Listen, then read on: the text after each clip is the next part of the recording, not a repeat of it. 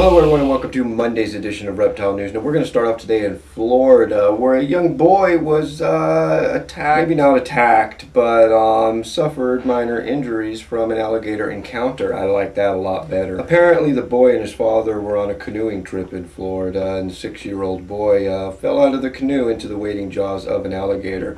The father jumped in, didn't want to play tug-of-war with his son and the alligator, understandably. Punched the alligator in the head as hard as he could. A bystander helped out. The alligator let go, eventually was, however, tracked down and killed, as is policy and procedure there in Florida for alligators that have unwelcome human encounters. And now while we're talking about alligators, let's just stay on the subject, but now let's go to New York, where a man enjoying his morning by a boat ramp found 4 of them. The 4 alligators were captured, and they're saying that the numbers are pretty high. I guess last year, at least 9 alligators were found near Long Island within a couple week period. Now if you were unaware, alligators are illegal in New York to keep, and actually, as luck would have it, there is a pet amnesty day where you can turn in your pets no questions asked on the 27th of this month. So clearly alligators do not come from New York. They really don't live in the sewers, however possibly could be released as unwanted pets into the sewers. If you do happen to have an alligator and you're in New York and you don't want it, please wait until the 27th of this month where you can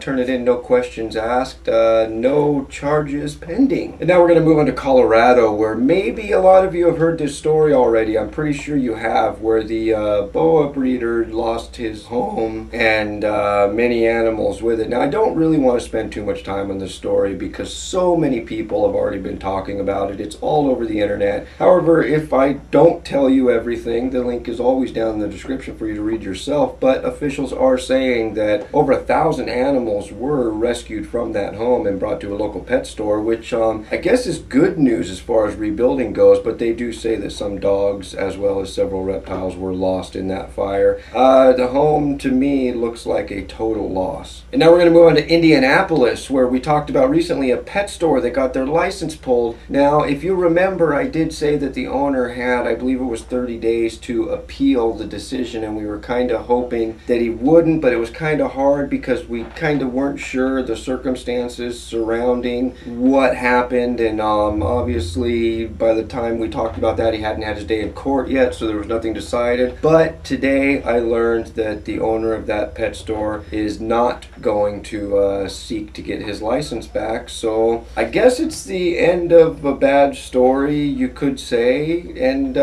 yeah, that, my friends, has been all your news for this Monday. If you'd like to read any more about these stories, that link's right down below here in the description. And as always, if you're still watching, my name is Jason White, and now you know what's going on in the reptile world. Be good to each other, and we'll see you next time.